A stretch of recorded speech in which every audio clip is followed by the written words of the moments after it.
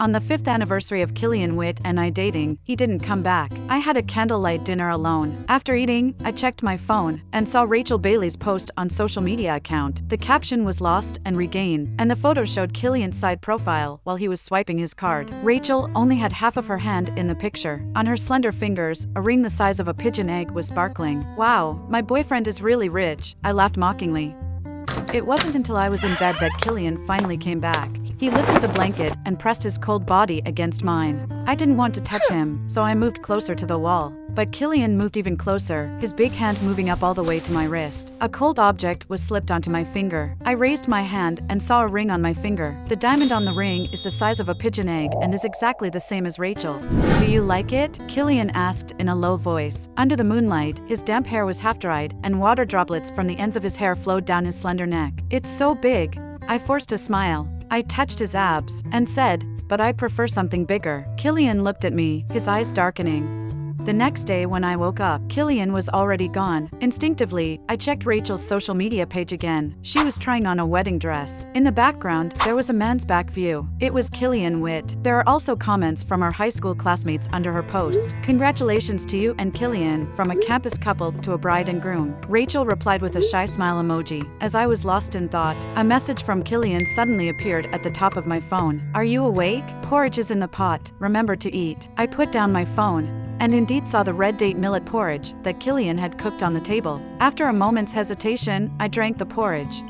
Ding! Wisnovel reminds you to click the subscribe button in the bottom right corner to read the complete novel. I was not surprised that Cillian Witt will marry Rachel Bailey. I had known Cillian since high school. Back then, he was the most eye-catching boy in school. Coming from a wealthy family, he had a handsome face that attracted attention from the whole grade. He excelled in academics and won the first prize in cello solo at the city level. Despite the many girls who liked Cillian, he only had eyes for his childhood friend, Rachel Bailey. In short, he was a seemingly perfect person. How did such a person end up with me? After graduating from high school, Cillian's family went bankrupt. Cillian's mother quickly remarried, and his girlfriend Rachel broke up with him to study abroad. Even then, there were no fewer girls around him. I stood out purely by luck. We both applied to the same university, and I had a similar appearance to Rachel Bailey. It was quite easy for me to find Cillian near the university in a bar. By then, he was already somewhat drunk. If the Cillian in a white school uniform before was clean, noble, and carried a sense of aloofness like a pure school handsome, then, when his white shirt was soaked with alcohol, his obsidian eyes were full of pain, and the Adam's apple surged up and down as the alcohol swallowed, he exuded a shattered sense of beauty and an unconscious sexual tension, like gold sinking into mud. While everyone in the bar, men and women alike, stared at him intently, Cillian just drank by himself, until I smiled and sat across from him. Without lifting his head, Cillian coldly said, "Get lost." "Cillian," I called his name. "Your temper is really bad now." Cillian looked up and his eyes flickered when he saw my face. I brought Cillian back to my rented house. He didn't refuse. As we lay on the bed, I told Cillian my name and that we were high school classmates. He said he didn't remember. The light from the small night lamp at the head of the bed cast a hazy shadow. Cillian's eyes gradually cleared as he looked at me. I took off my jacket, and as the strap slipped off my shoulder, he turned his head away. He sat up straight and said he wanted to leave. I watched his ears turn red. It's impossible to let him leave like this. I stood up, held his chin, and leaned in to kiss him. Cillian clearly wanted to push me away, but when he saw my face, his resisting hand slowly lowered. I knew who he mistook me for, but I didn't care. Besides, for someone with Cillian's personality, perhaps this was a rare moment of decadence in his life. It would be a shame to miss out on him like this. The only thing that surprised me was Cillian's extremely inexperienced reaction. Oh, he and Rachel Bailey had never been intimate. This revelation was a bit shocking to me. After everything was done, I sat on the edge of the bed and instinctively took out a cigarette. Noticing Cillian's gaze, I raised my eyebrows. Not used to it? He didn't speak, just silently looked at me, then faintly said, "I don't like the smell of smoke." I still lit it up. Cillian ran his hand through his hair, a hint of disgust in his eyes and eyebrows. "I'm leaving," he said. I pointed to the side. "The door is over there." Cillian stood up but didn't leave. He walked around, opened the window for some air, found the washing machine, and washed the soiled shirt himself. "I can't go out like this," he explained. I ignored him. He walked around the living room a few times, then came back and bent down by the bed. "Does it hurt?" His gaze lingered on my face for a moment, then gradually moved down. settling on my lips. I stubbed out the cigarette and calmly said, "Just 5 minutes, it's not that bad." Cillian's face darkened, perhaps out of competitiveness. He didn't say anything else, but his eyes gradually darkened. By the time I realized it, Cillian had one hand against the wall, the other supporting my waist, enclosing me in a small space, and kissed me forcefully. He was indeed quick to make a move. As I bumped against the headboard, I bit my lip tightly and said nothing more. On the surface, we were together, but in reality, we were just using each other. Cillian always had Rachel Bailey in his heart. He would stare blankly at the posts Rachel made on social media while abroad. In the photos, Rachel's life remained low-key and luxurious. Therefore, Cillian, burdened with debts, would never take the initiative to contact her. So, I benefited from it. Perhaps feeling embarrassed for the first time, Cillian was determined to prove that it was an accident. A man under 20, full of energy from head to toe, all used on me in the bed. I couldn't resist him anymore. During the day, Cillian had to attend classes and work multiple jobs after class to pay off debts. After finishing work at 10 o'clock, if he came to see me, he would stay up until the early hours of the morning. When I woke up with 2 dark circles under my eyes, Cillian would often already be tidying up the room. Outstanding individuals not only have extraordinary energy but also learn quickly, including doing household chores. I'm nearsighted, so if I can't see something, I treat it as non-existent. Cillian has good eyesight and is also a clean freak, so household chores were always done by someone who saw work to be done, and for those who did nothing, they had to sweet talk. I liked calling out Cillian's name, and when he turned to look at me, I would insincerely say with a straight face, "I like you so much." When he was overwhelmed trying to balance studying and working, I would pretend to sympathetically say, "Don't push yourself so hard. From now on, I'll take care of you." The key is to paint a beautiful picture for men. As for where the picture is, that's not important. After all, I'm poor. Our superficial relationship continued until our 3rd year, when Cillian had an accident while working. That day, he took on a modeling job at a photographer's studio. When the chandelier above him fell, I happened to be bringing him coffee. Yes, that unlucky. The chandelier was supposed to hit Cillian's head, but I pushed him away. The chandelier hit my leg, and blood slowly flowed out. At the hospital, Cillian sat by the bedside, looking somewhat dazed. Why? Why did I risk my life to save him? The answer was simple. I didn't want to see a face that could be considered a work of art ruined. Even if it wasn't him standing there, but someone else, I would still save them. But Cillian seemed to have come up with a different answer on his own, and he said confidently, "Because you love me so deeply that you can give up your life. Josie, I will cherish you." He tightly held my hand and gently kissed it, as if he was really making a vow. Due to the leg injury, Cillian moved into my low-rent apartment to take care of me. I thought he would get impatient, but it was completely the opposite in reality. Every morning, he would decide what clothes I should wear, including underwear. He would even decide how I should style my hair, because he was the one styling it. Even when eating, I felt like if I had any requests, he would feed me. In the summer, with thin clothing and Cillian's youthful vigor, we tried having sex in the kitchen, on the dining table, in the bathroom, on the balcony, and even on the edge of the sofa. Well, we tried on various poses and scenarios. The unlimited physical contact even made me feel a kind of intimate fusion. Sometimes, I would even think that Cillian had really fallen in love with me. But soon, I would come to my senses because in Cillian's wallet, there was always a high school ID photo of Rachel Bailey. She was always in his heart. After graduating, Cillian paid off his debts and entered a prestigious company, and our days gradually became better. Red envelope transfers, branded cosmetics, and bags. It seemed like Cillian was trying to make up for something as he spent money on me without hesitation. I never refused. If he transferred money to me, I spent it. If he gave me a bag, I carried it. As for what he was thinking and who he was reminiscing about through me, I didn't care. Just as our days were getting better, his ex-girlfriend, Rachel Bailey, returned. When Rachel Bailey just returned, Cillian Witt was not willing to see her, but Rachel stubbornly waited downstairs all night. In the middle of the night, it started pouring rain outside. Cillian tossed and turned in bed. At 3 in the morning, he couldn't resist anymore and quickly got up to change clothes. "I'm going to see a friend." Through the rain streak spreading on the glass window, I saw Cillian catching the fainting Rachel under the dim street lamp. His expression was so anxious, a sight I had never seen before. Shortly after, Rachel's best friend Sienna messaged me. She said very straightforwardly, "Josie Pugh, I advise you to break up with Cillian. The bond Rachel and Cillian have had as childhood sweethearts for over a decade cannot be replaced by someone like you. If you persist, you will be the one abandoned." Looking at her words, I chuckled. Why did I feel like I was the villainess in a novel? And what happened next made it even more so. When Rachel came to me on her own, I almost beat her to death. "You are not worthy of Cillian," Rachel said to me at that time. We were sitting on the outdoor balcony of a cafe. Rachel was wearing a white Chanel-style suit, with a knitted wide-brimmed hat, looking like a delicate white peony, just a bit haggard. I took a drag of my cigarette and shrugged. "Is that so? I looked into your background. When you were in junior high, you were fostered by your aunt, but got kicked out in less than half a year. So you were sent to more distant relatives until your aunt passed away and your uncle took you back in. Instead of cherishing it, you stabbed him in a family dispute. As a result, no relatives wanted you, so you were sent to a social welfare home. It wasn't until the WIT Foundation started funding the welfare home that you could go to school. The smoke at my fingertips gradually extinguished as I looked at her. You came prepared. You are just a troublemaker without parents' proper upbringing. I don't know why Cillian would stay with you. Smack. I couldn't be bothered to listen further. I raised my hand and slapped Rachel's delicate left cheek. You did have parents. Why didn't they teach you manners? After the slap, the pent-up frustration in my heart dissipated a lot. But Rachel suddenly started coughing violently. Then she lowered her head and vomited a big mouthful of bright red blood. I was shocked. Miss Bailey, isn't faking injuries a bit too much for you? Rachel vomited too much blood, looking like she was about to die. I called for an ambulance. After some thought, I also called Cillian. Cillian heard that Rachel was injured and arrived even faster than the ambulance. He rushed over, and the first thing he saw was the handprint on Rachel's face. Cillian's face darkened as he asked me, "Do you have anything to explain?" Of course, I did. I recounted the incident clearly. Letting the man off is one thing, but I won't take the blame for nothing. After listening, Cillian furrowed his brow and said to Rachel, "Why did you provoke her?" This sentence seemed like a criticism of Rachel, but upon closer listening, you could hear the intimacy in his tone. "You always cause trouble for me. Am I not busy enough?" Cillian took off his suit jacket and wiped the blood off Rachel's face. Seemingly rough movements, but full of care. Rachel didn't say anything, weakly resting her head on his shoulder. "Cillian, am I going to die?" "No," Cillian said. "I'll take you to the hospital." Before parting, Cillian suddenly turned to me, seeming to choose his words carefully. "You need to change your bad temper, Josie. No matter what, you shouldn't resort to violence." I glanced at Cillian for a moment. In that instant, I suddenly felt like laughing. Explaining, in fact, was meaningless. Men don't care about who's right or wrong. Who they love in their hearts, even if the other person is wrong, still looks lovely in their eyes. That's what we call favoritism. I just felt a little melancholy. Rachel Bailey was indeed the apple of his eye, with just a few words, making my 5 years with him go to waste. Seeing my expression turn dark, Cillian spoke in a softer tone. "I have prepared a gift for you. Be obedient." The gift Cillian mentioned was the same ring as Rachel's. I raised my hand and examined the diamond ring on it for a moment. It was indeed quite big, but I didn't like it, and I had a feeling that my relationship with Cillian was soon coming to an end. Strange thing is, even though Rachel Bailey had already returned, for some reason, Cillian never brought up breaking up with me. Instead, it was Rachel Bailey who couldn't hold back. It was my birthday that day. Just as the food was served, Cillian received a phone call. He immediately stood up and said to me, "There's something important. I won't be coming back tonight." I just responded with an okay, but Cillian suddenly leaned over and looked at me inquisitively. "Why have you been so obedient recently?" I calmly asked him in return, "If I ask you not to leave, would you stay?" Cillian avoided the question. He ruffled my hair, left with a "don't overthink it," and hurriedly departed. I sat alone at the table full of food, almost in tears, because Cillian's cooking skills were still as terrible as ever. As I was about to throw the food in the trash, Rachel sent me a picture. It was Cillian sitting by her sickbed, holding up the 4 bottle for her. To be honest, I wasn't surprised, but Rachel continued to ask maliciously, "I heard today is your birthday? But what can you do? He chose to be with me." The smugness in her words was almost overflowing from the screen. I replied, "Then shouldn't you give me a gift?" Rachel instantly fell silent. Since my birthday, Cillian's contact with me became less and less. Initially, he would call me every 2 to 3 days, gradually becoming once a week, then once a month. No need to guess. I knew for sure he was with Rachel Bailey, but their progress was indeed slow. I counted on my fingers for 3 months, finally waiting for their breakthrough. It was Sienna who sent me a video. In the video, Rachel Bailey looked expectant and shy. Someone asked, "When are you and Cillian getting married?" Blushing, Rachel said, "At the end of this year, you guys must come." The people around all smiled and said, "Definitely, we'll be at your wedding." Cillian sat beside her, looking calm, without any denial. Although I was mentally prepared, seeing this scene still made my heart feel a bit suffocated.